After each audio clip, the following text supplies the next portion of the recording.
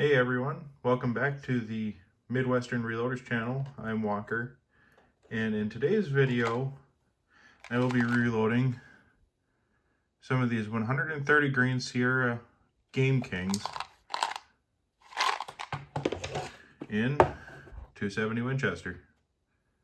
Now Scott was nice enough to give me these bullets because he unfortunately does no longer own a 270, but I believe he said he loaded them in a 270 Winchester short mag. But they'll work great for what I need them for. You know, they're just going to be my backup hunting load because I have them 140 tip Gamekings loaded up right now that I showed in the last video. But this shouldn't be too long of a video because saved us all a little bit of a headache and did some prep work way beforehand. Just because I wanted to clean my brass up a little and get it sorted.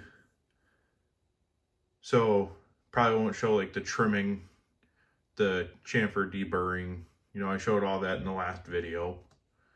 However, speaking of the last video, I had gotten a question on the 243 I have. And this is my wife's 243. It's a plain Savage Access. It's, you know, it was the XP combo with the scope, but unfortunately the stock Bushnell that was on it kind of crapped out one day at the range. So right now on top of it, I have a Bushnell 3200 Elite Series. Just a plain 3 to 9x40. Now this is the compact model, so it does only have a 20-inch barrel. But I haven't noticed any accuracy difference between the 20-inch barrel on this gun and a 22-inch barrel. But only time will tell. I mean, I know you lose about, say, 25 feet a second for every inch of barrel you lose. So I know, like with my 270 loads, according to the Sierra manual, those should be shooting about 2,800 feet a second. So I'm roughly estimating that they're shooting about 2,750. We'll have to wait till we get some nice weather again, and Scott's got a magneto speed that we can put on it and actually see what I'm getting out of it for velocity.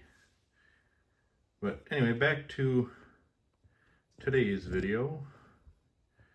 And we'll go ahead and get this out of the way.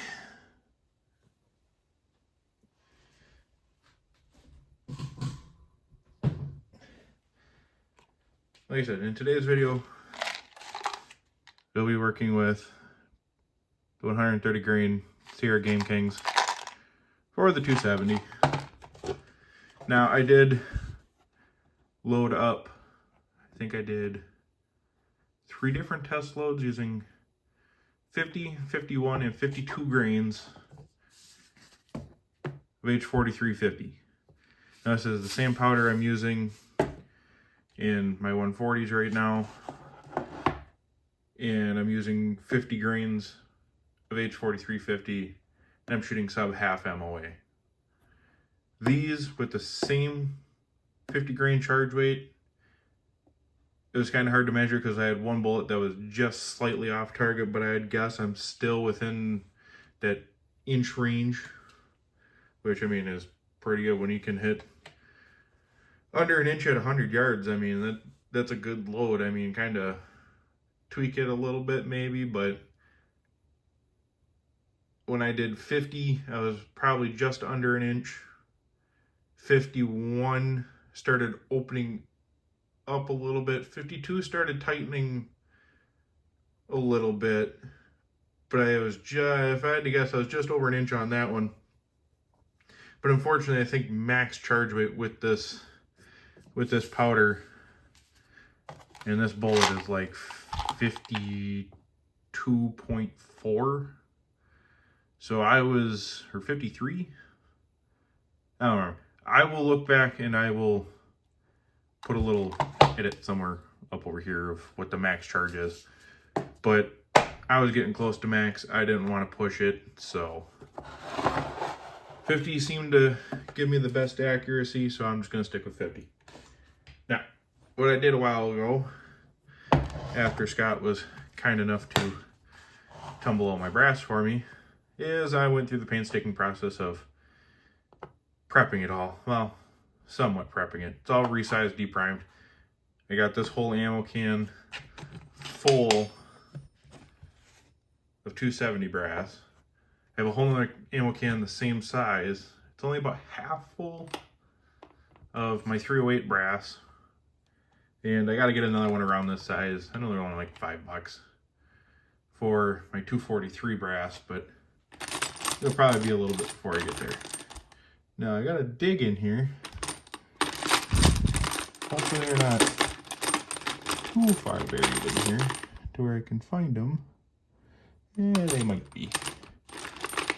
But a while back, I think around when I got all this brass tumbled, Scott had given me, quite a few boxes of all things. I have one sitting here. 280 Remington. Now, I don't own a 280, but like he said, he goes, maybe you can convert it to 270. So I went and I looked at the Hornady manual and looked at what the difference between the 270 and a 280. And the only difference is your headspace. So from the base of the case here to the start of your neck on a 280 is about 50 thou longer. So you can't accidentally load a 280 and a 270.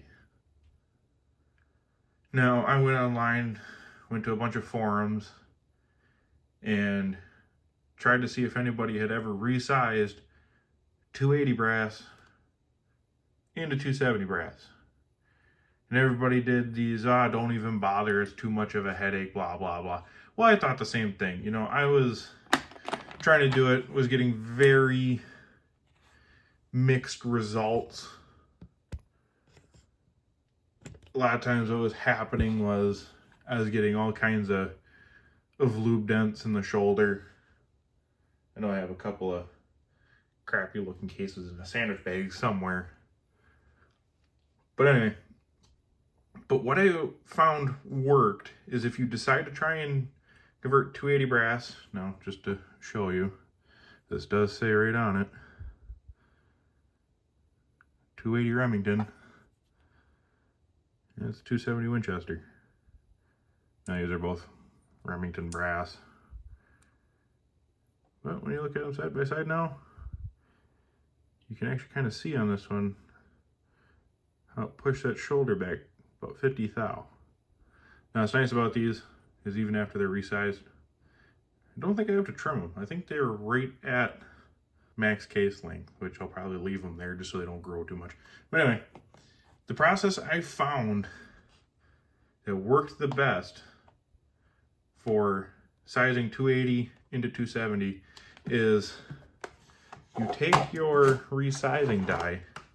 Now, you got to be careful how much lube you put on the cases, because then you'll get all kinds of lube dents. So apply enough, but not too much. But take your resizing die. What I found works great is you take the decapping pin and expander ball out, and you resize them with just the body of the die. And that will allow it to push that shoulder back to have the same head space as a 270, and then resize the neck. And then all you got to do after you got a bunch of them done is you put your decapping pin in and expander ball and just send it home like you would like you're normally resizing them. And I mean, this thing looks immaculate. No lube dents at all on the neck or the shoulder or the case, you know, body of the case. You know, had no problems with them. And when I actually tested the 130s at the range, when I did those 3 initial test loads. Actually loaded 3 of them up in the 280 brass and fired them, and had absolutely no problems with them whatsoever. So it can be done. It's kind of a pain in the ass to sit there and do it, but it can be done. Now, would I recommend doing it? Not really. It's honestly probably more efficient to either go to the range and pick up once fired brass out of the bucket, or if you know somebody that has a 270 that keeps the brass but doesn't reload, just, you know, go get it from them. Did I really need the 280 brass to 270? No. But these were all once fired, and I know I made the mistake when I gave Scott my brass to tumble. I do have in the mist in here twice fired brass with once fired brass. So, I mean, if I really wanted to, which I might just for the sake of the video, so I know I'm using once fired brass as pick through and find some of this 280 brass. Now I'm only going to load up probably only a box worth of these for now, because I am running low, as you can kind of hear, on H4350, and I want to save a little bit of this powder for doing some 243 loads, whether it's for the 90 grain ELDX or the 100 grain Spire points. But I'm hopefully by only loading a box worth, I'll still have enough to do a couple test loads in that, and then maybe I'll have to save the money, excuse me, to buy another pound of it, because the 270 seems to be loving it right now. So we'll have to see if the 243 loves it. Hard to say. Also, I had posted on the community page on our YouTube channel that I was trying to save up for a range camera. I did get one. Unfortunately, my wife is wrapping it for Christmas. So hopefully around Christmas, I will start messing with it just to see what it's going to take to show both the recording aspect of shooting at the bench, and then have that small little camera down range at the target, and what it's going to take so you guys can see both videos at once.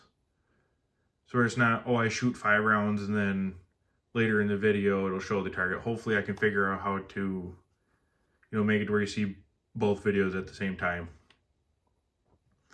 Also, one thing I wanted to bring up, if we can get to 50 subscribers, and I gotta go through a couple other little steps, we can start doing live streams on YouTube. So, with that being said, if we start doing live streams, that's a way for us to interact with you guys, you know, the subscriber base, and that way you guys can really tell us what you want to see. You know, that way you can also get to know us a little bit better. You know, I work full time. I have, you know, family. Scott, he's got his life going on. You know, he's works part time. You know, he's got his son in high school that he's dealing with, which, speaking of Scott's son, his football team just won state. They got to go to Ford Field in Detroit, and they ended up winning 34-6. So they brought home the Division 7, I do believe, state title. So that's cool of them. But anyway, way off topic. So in today's video, like I said, we'll be working with the 130 grain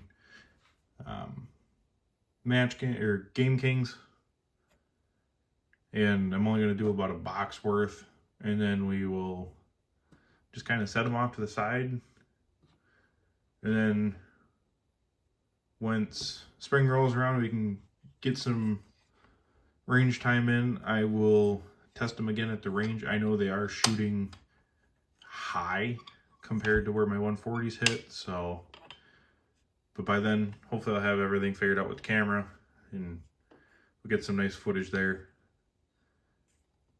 So let's get into it. Alrighty guys, so I went ahead and dug through my ammo can and I found 20 pieces of 280 brass, and these did measure right at the max case length of 2.54.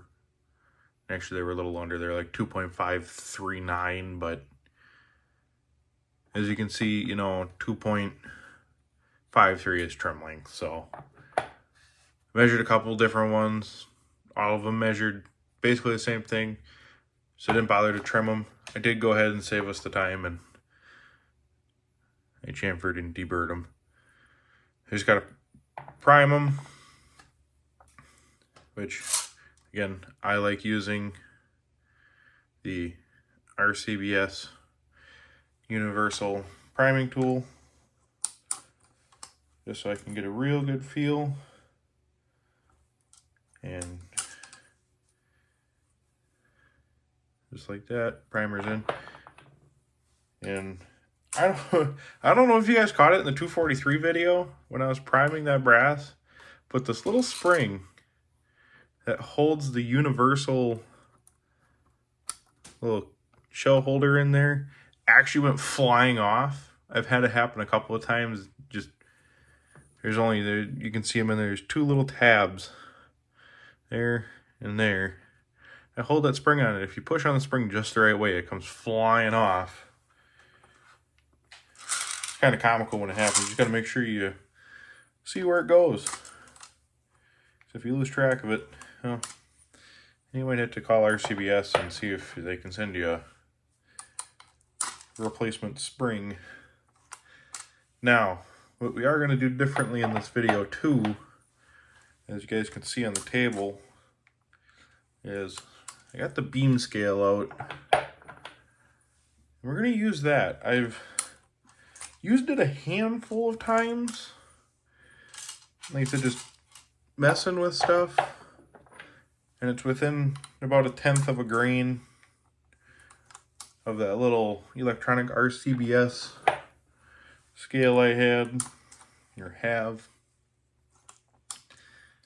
So, hey, just for the sake of showing how to use it if no one's ever used one before,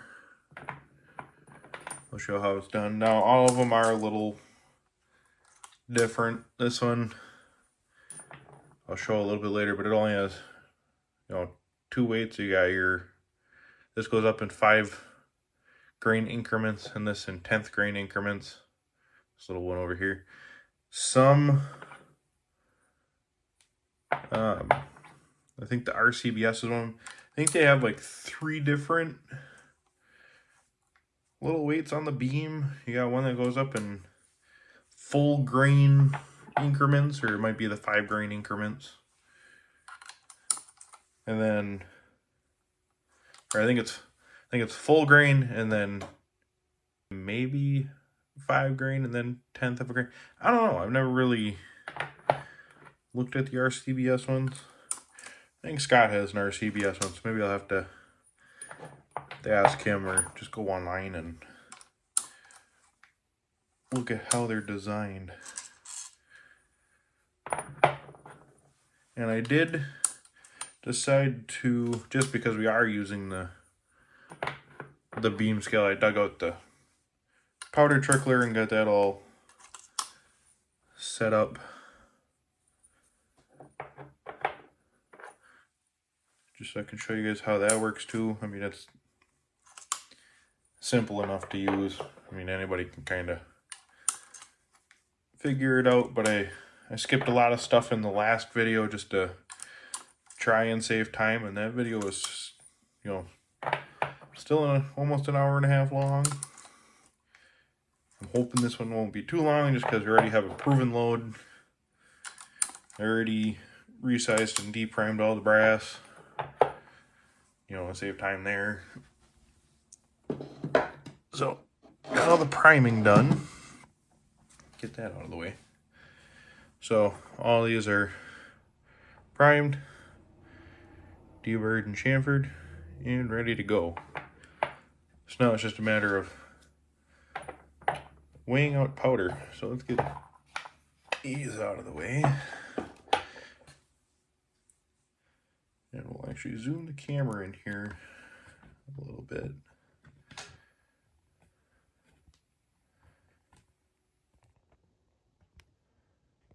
On our beam scale.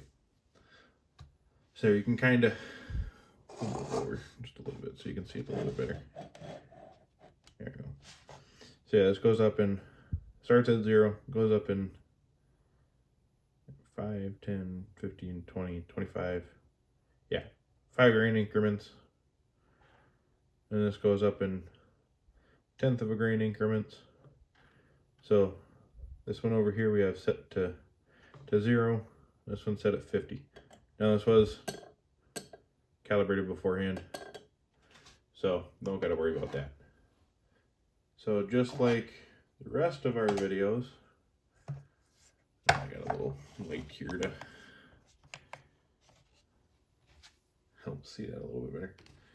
Grab our powder, and like last time, got a little lead dipper here. We're gonna scoop some powder out of the can. And you'll notice that once you hit a certain point,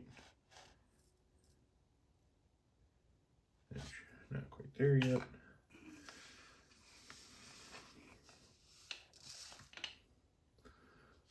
Bear with me here. Trying to pour powder in here while we're recording is not easy. Oh, yeah, see, went straight up, so got too much in there. That's over 50 grains. We'll scoop some out. Still over.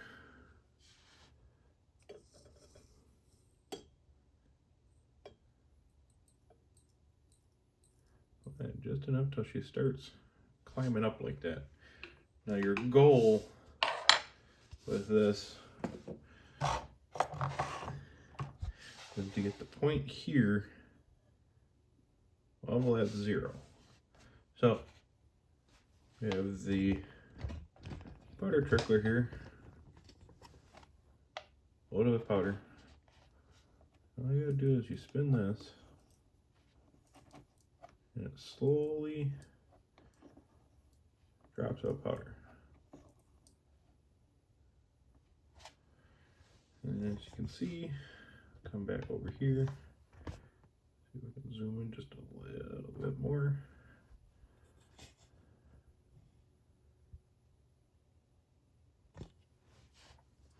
We keep trickling.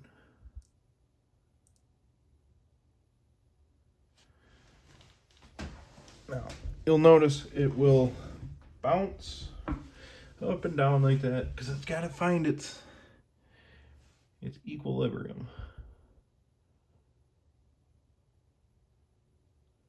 And looks like we're almost there. It's kind of hard to tell on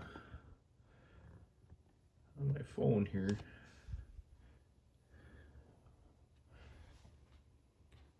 But looking at it down eye to eye, looks like we're right about there. You can kind of see in the shadow behind the pointer there that it's moving equally pretty much up and down. So at that point you have found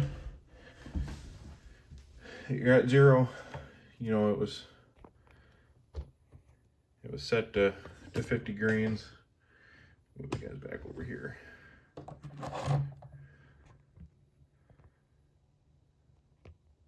Set to 50 grains. So should have 50 grains of powder in the pan. What we will do is for the peace of mind to make sure we set it up correctly. For the hell of it, we'll grab the electronic one here, turn it on, zero it out just to be safe.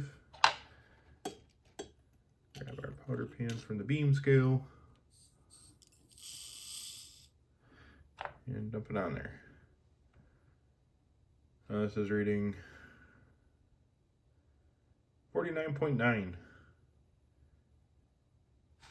And I was getting 50 on the beam scale. So that's pretty good. So go ahead and shut that off. So now we know we got her set good. Come back over here. And just like the last video, find your appropriate size funnel attachment, 27, and just for the hell of it, we're going to try using the drop tube, just see if we can get that powder to sit down in there just a little bit better.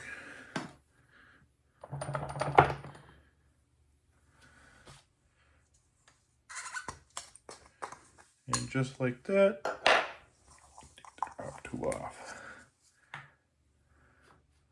Now, you can tell I didn't get all the case lube out of there, so what I'll do is I'll just use a Q-tip and try and push them powder granules down in there a little bit better. And just so we can tell ourselves that this one is got powder in it. Set our case there. And this is what I like to do, just to let myself know that, hey, that one's got powder in it. Take the bullet.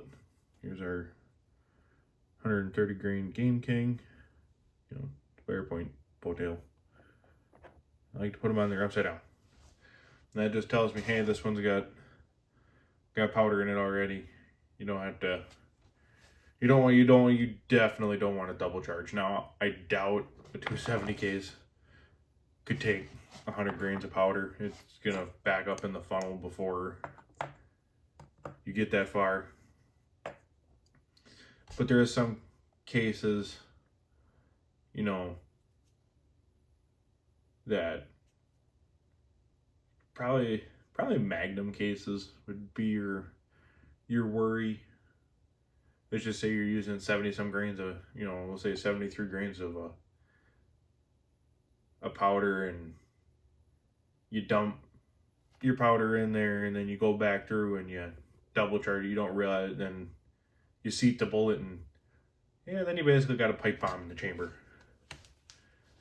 But I'll go ahead and dump the powder in the rest of these, and I'll come back to you guys when I am on the press, because with the beam scale, it is a little slower. It's going to take a little bit longer. Or with the digital scale, I can kind of fly through it and show you guys. But with the beam scale, there's your basics. You know, on this one, you have,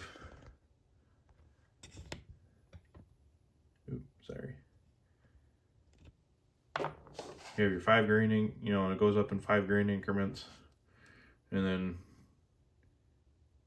over here it goes up in 1/10 of a grain increments all the way up to looks like 1/2 of a grain. So, but right? No, 5 grains. 1/10 of a grain each. One is a 1/10 of a grain. Yeah, sorry. On this side, it's 1/10 grain increments all the way up to 5 grains. But obviously, if you're getting that far, you might as well just put this over 1 notch. There's your 1/2 of a grain. But I'll get back with you guys once we're on the press for seating. And we will seat these Gamekings to 3.265. Now these are a shorter bullet than like the 140s. Some 140s I'm seating them to the max overall length of 3.34. Now those bullets are 1 point, just shy of 1 1/4. They're like 1.232 in length. And these are about, yeah, we'll just say 1 1/8. So yeah, these are a whole about 1/8 of an inch shorter.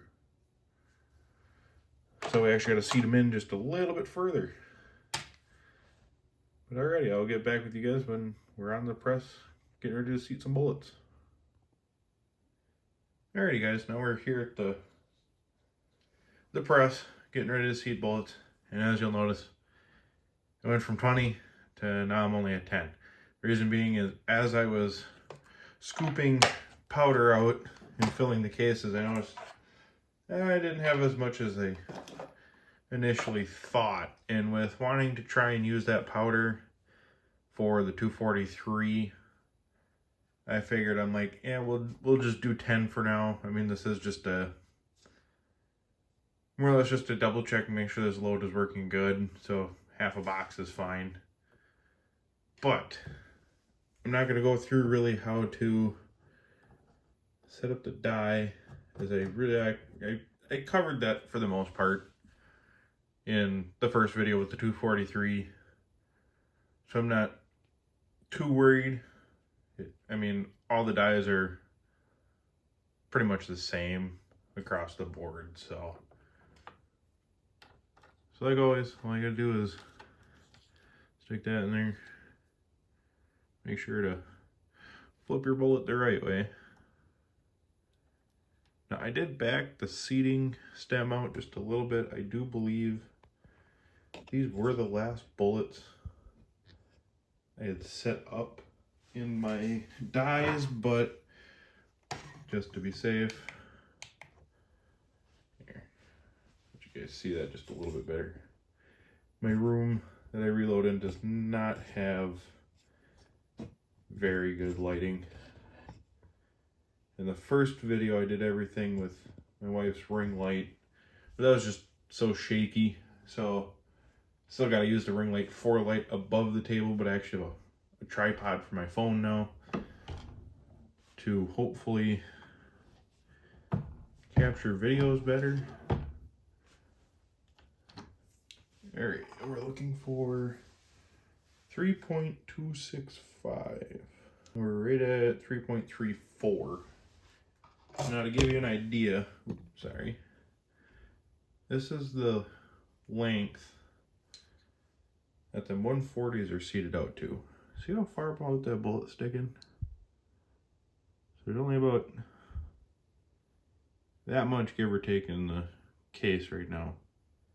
Definitely need a little bit more than that. That is not enough. So put her back in there and screw her seating stem down. Turn it back up. Take another measurement. Now, just because I couldn't be sure if these were the last ones, is why I backed my seating stem out. 3.303.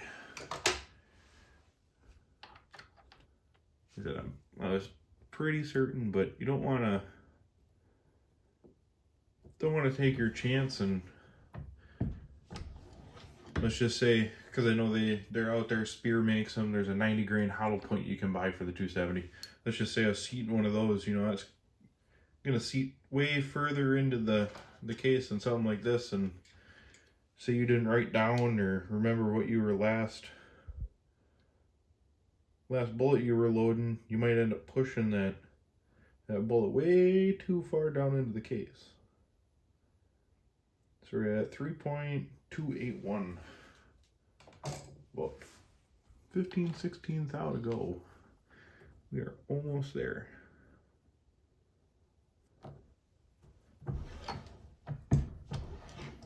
And once you get the hang of it, you know how far in you can turn the seating stem to speed up the process. So we're at 3.271. 6 thou to go. Get a 10th thou jump there. And I will show you at the end of the video the difference between the RCBS and like the Hornady seating dies that I had mentioned in the last video.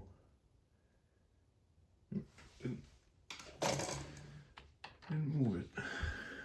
What the hell? Try that. There we go. Touch that time. Now, again, I am not applying any kind of crimp at all,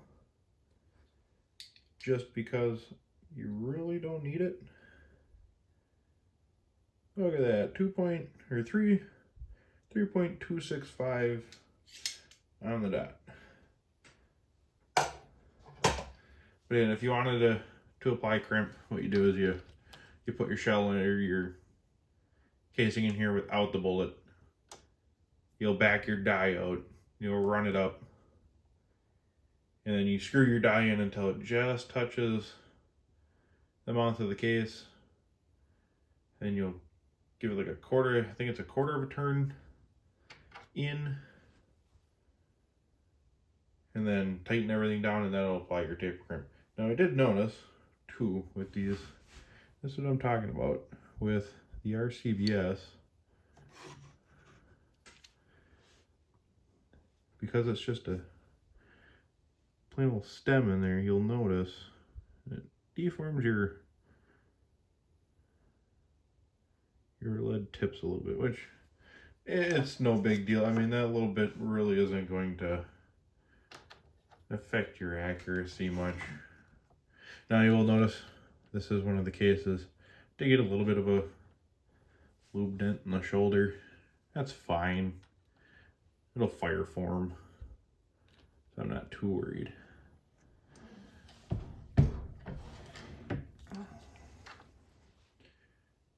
This one really didn't deform the tip much, so that's good. Get a quick measurement. 3.266. So a thou longer, that'll be fine. I know this part of the video is kind of boring, but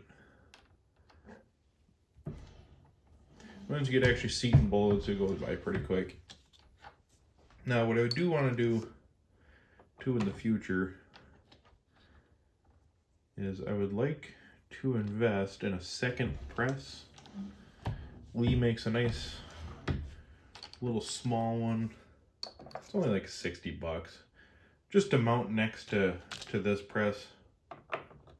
Or maybe on the opposite end of the table. I don't know yet. So that way I can use this press for resizing, depriming. Use that smaller press strictly just for seating bullets. Because it doesn't take a whole lot of force to seat bullets. And that's just a small little C-style press. I mean, you can still do full-length cartridges like this. You know, your 270, your 30-06. I think you can do like your belted magnums, because those are the same length as a 30-06. So, or if I could find one for a decent price, I would love a turret press. Just for the sake of doing multiple calibers, I can set all my dies up, have them set to where I need to, and just rotate the turret head to whatever die I need. Kind of smooth out the process, but you know, I've been loading for going on 5 years, and This RCBS single stage has served me well. I had no complaints about it whatsoever. Alrighty, so there's our last one. Half a box loaded. And we will have to see how these perform again. Like I said, when I tested them at the range, I was getting probably just under an inch, maybe right around an inch. I didn't have anything on me to measure, so. But I will show you guys the summary and close out the video, and that'll be that. Alrighty guys, so like I said, got 10 loaded up. Like I said, they are in 280 brass that's been converted to 270. If you have any questions on steps on how to do that, I will gladly answer them. You can either leave a comment, or you can reach us at our email at birdwalkerreloading@gmail.com. That's BIRDWALKER reloading, all lowercase, at gmail.com. Now, being that our channel is small, I'd love to post links down in the description box. But because the channel is small, I got to go through a bunch of verification steps on doing it. So I've just been kind of holding off. Again, if you guys want any links to any of the bullets we got, like the, well, I'll go grab them. Got them set off to the side over here.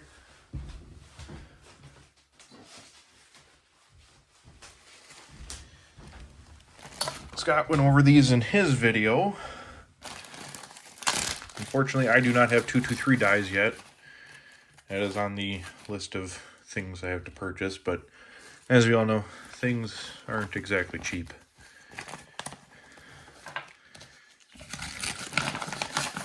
But Scott reviewed these in his video. He gave me some just to kind of look over. These are them 69 grain bowtail hollow point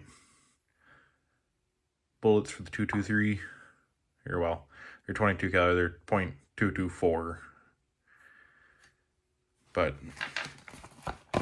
again, we got those from Rocky Mountain Reloading. And you can simply just search, RockyMountainReloading.com. You'll find them. They sell everything from bullets they make themselves in-house, like those, to they sell factory seconds, like a 160. I know I've seen them like the 168 grain Sierra tipped Match King in 308 diameter. I think it's like $110 for 250. And it's just a case of either the tips of the bullets were dyed a different color for, a different manufacturer that was loading them, or, they just got a slight blemish on them, like a scratch or a dent or something. I wouldn't second guess myself on purchasing them, but right now I'm kind of done loading for the 308 as of right now. I do, however, I was doing some research and I was just kind of curious on what the military used for their long range 7.62 by 51, or their equivalent of the 308. And I actually found a spec sheet from Federal that states the bullet, the primer, the powder, and the charge weight. And it's using a 175 grain Sierra Match King,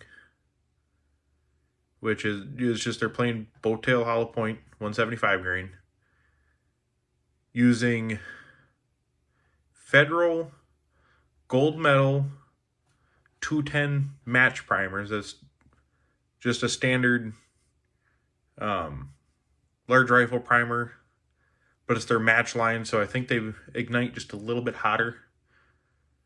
The powder they're using is IMR 4064.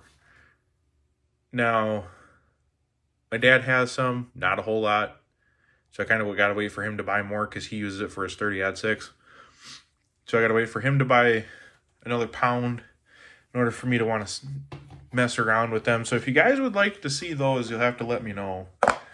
Try and clone those. I think it'd be pretty cool.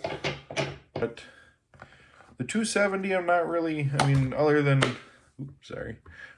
these, I'm not really loading for right now, just because I have, well, now 2 loads kind of figured out that my rifle likes. So now I have to buy more H4350. Just for the hell of it, we will stick these in this box. Here, I don't have any room in my little shell holder, unfortunately. But there's more stuff I'd like to do with the 243 down the line. Like I said, I'm intrigued to see what the 90 grain ELDXs are going to do. Maybe we'll mess with the 100 grain with my wife's rifle. Like I said, when I tried the 100 grain bullets, even just factory ammo, it really didn't seem to like it much. So I did try these. Tried the 80 grain Barnes TTSX. You know, these are an all copper bullet. This is just their version, tipped version of their TSX. So they just have a nice blue polymer tip on them. Now what's cool about these is they're really good at penetration and weight retention. But I couldn't get them to group very well. And I just found out recently after listening to, I think it was the Backcountry Hunting podcast. He was talking about all copper bullets. That's Joseph Von Benedict, and he said that when you shoot the Barnes bullets, I don't even think it says. I mean, no, I doubt it says in there. You have to clean your gun basically down to bare metal again. You got to clean your barrel down to bare metal. And it's just because it's an all copper bullet now compared to the Hornady DCX, which is an alloy copper. They say you don't have to worry as much. But I've seen reloading videos out there where they do shoot better out of a bare steel barrel. You know, get it as clean, get all the copper falling out, all the carbon falling. Because I even tried them in the 270. I got the 130 TTSX. And I got okay results. Because that was actually the whole reason I bought the Ramshot Hunter powder was for these bullets. Hoping it would work. And I think part of my accuracy problem, yes, was powder choice. But I think the other problem, yes, was the fact that I didn't go down to bare steel in the barrel. I just kind of cleaned it, called it good. So maybe we'll revisit them. I still got some. I just don't know if I have all the powders or better powders I could use. Because with the 270, I also tried some loads with H4831 Shortcut. It got better accuracy, but it was still over an inch at 100 yards. I mean, I'm using a plain cup and core bullet now and getting under half an inch. I suppose I am rambling on. The only other thing I want to point out is you'll see him in the background.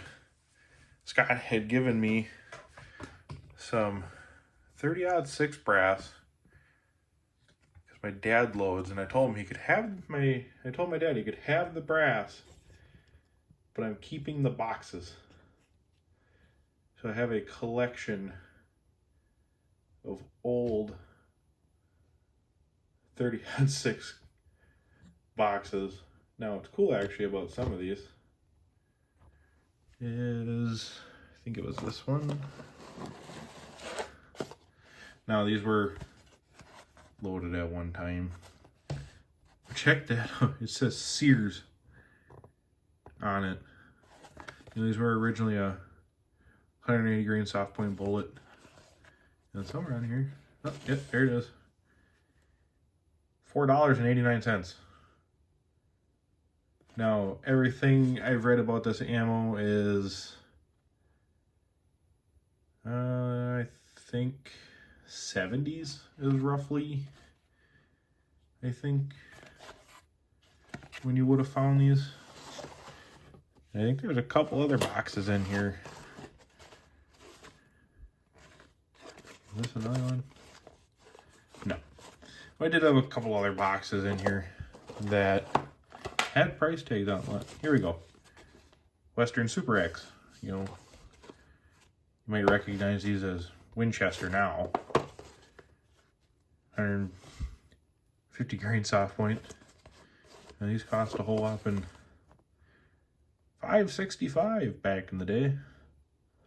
Now, I didn't look up all the ages of these boxes. I just thought the boxes were cool because, you know, you really don't see too many old boxes like this anymore in this decent of shape.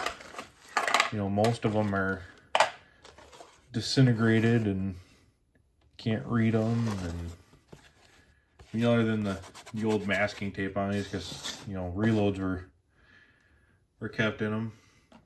But even these, you know, again, reloads were kept in them. The old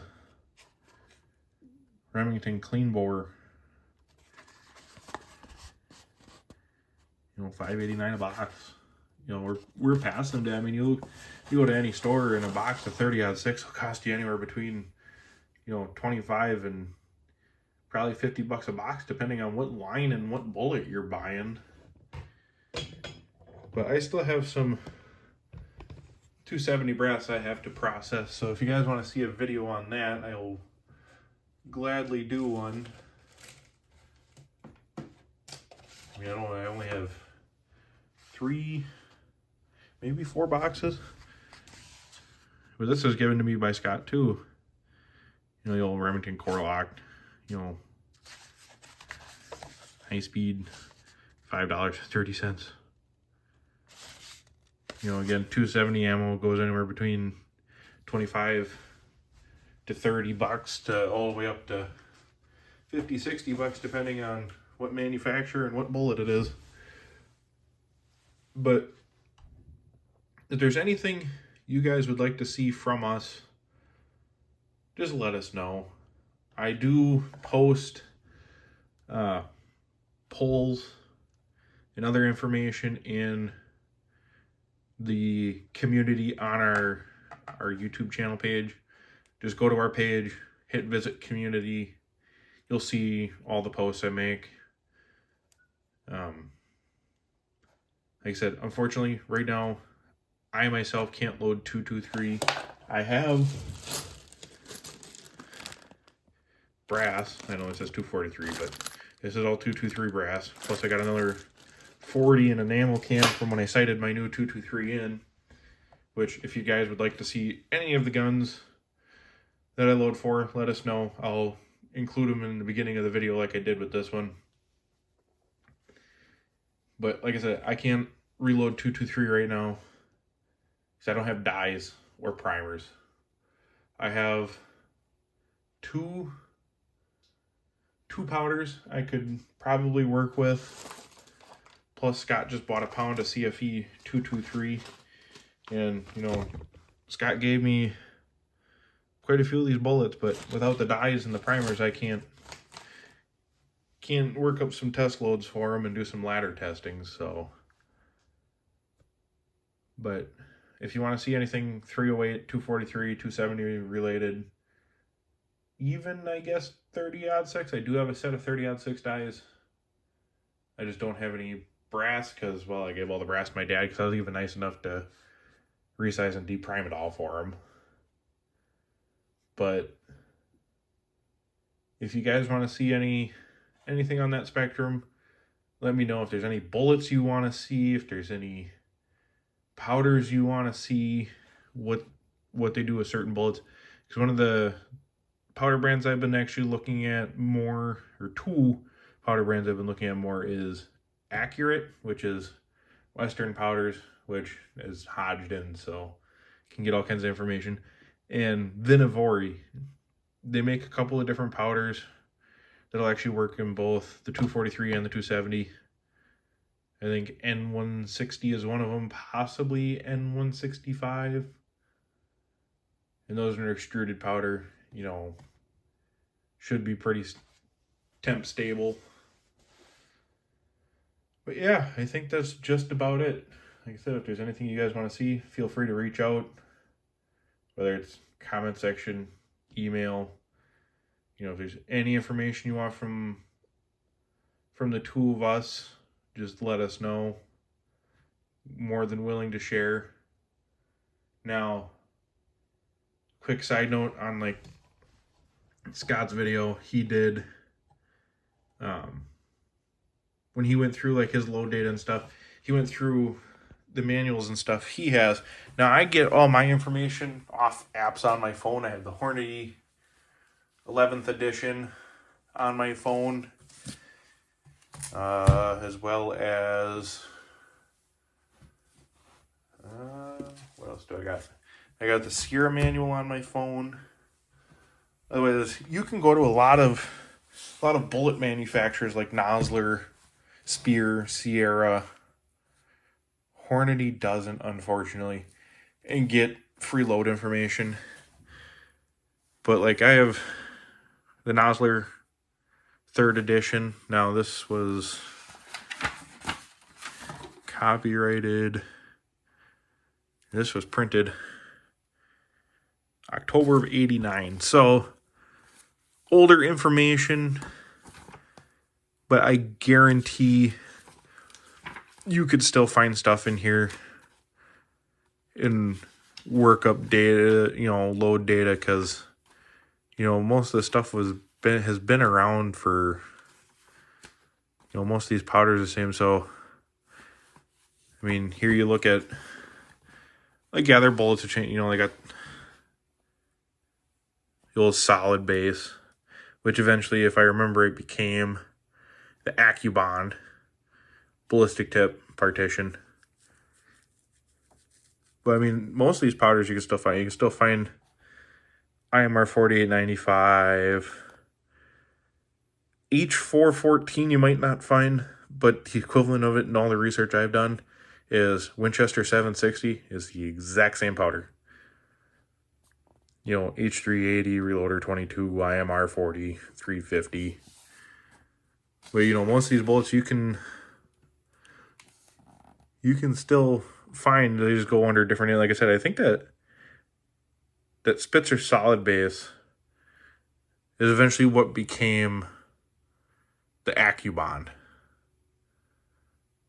Now, what I always found interesting too, they still make them, is Nosler offers a 160 partition for the 270 that will work in a 1 in 10 twist barrel, which is actually outstanding.